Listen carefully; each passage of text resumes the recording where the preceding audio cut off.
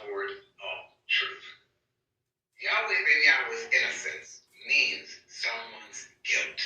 The journey to exonerate Yahweh ben Yahweh details my endeavors from April 2004 through July 2006 to 1. Shine the light of truth on Yahweh's innocence. 2. Bring about his judicial resurrection in U.S. courts. 3. Deliver him from the onerous restrictions of federal probation and from the hands of the Federal Bureau of Prison.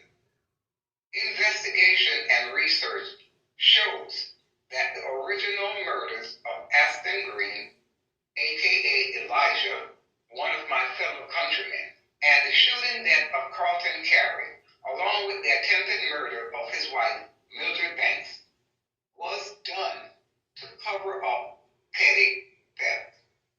These 3 were Hebrew Israelites and fellow worshippers of Yahweh. I shot him. I remember maybe 2 shots ringing out, and I screamed. Mildred Banks knows about violence. Today, some 9 years after she was shot, she still carries a bullet in her side. One day, in 1981, her North Dade home became a house of death. Banks and her husband, Carlton Carey, had just returned from talking with police about another Yahweh member who had been decapitated. But when they entered the home, they knew something was wrong. In 1986, she spoke with Eyewitness News. I remember coming to and seeing them drag Michelle out. And I remember saying to myself, they're going to cut his head off. And I remember saying to myself, I got to get help. But the phones were down. 2 Timothy chapter 6 verse 10 says, For the love of money is the root of all evil, which, while some coveted after, they have erred from the faith and pierced themselves through with many sorrows. Carlton Carey was an accountant who volunteered his services doing the books and discovered that money was missing from the books. Aston and Carlton's murder was committed to hide the identity of the thief.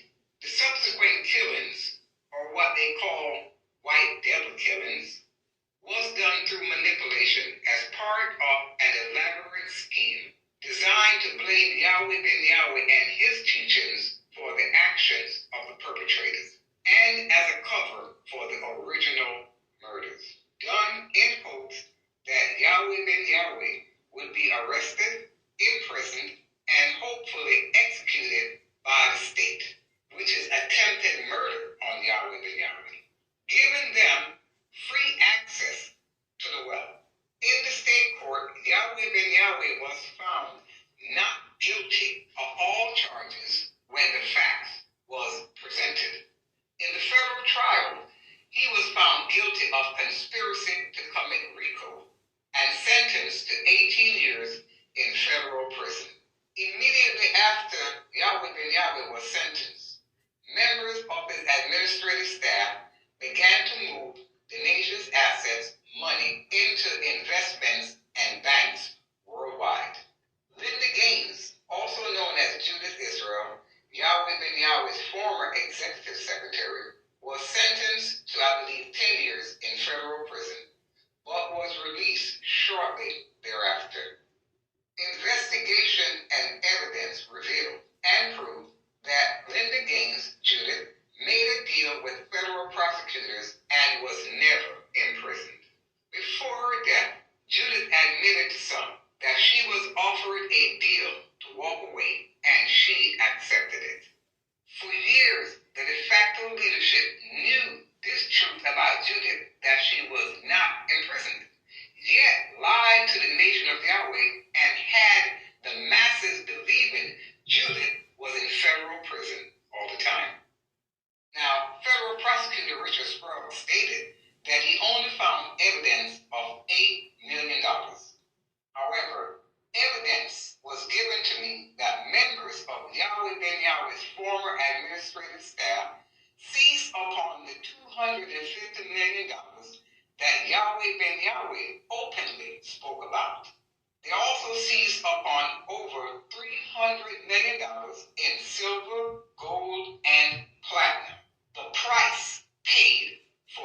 Yahweh ben Yahweh's removal.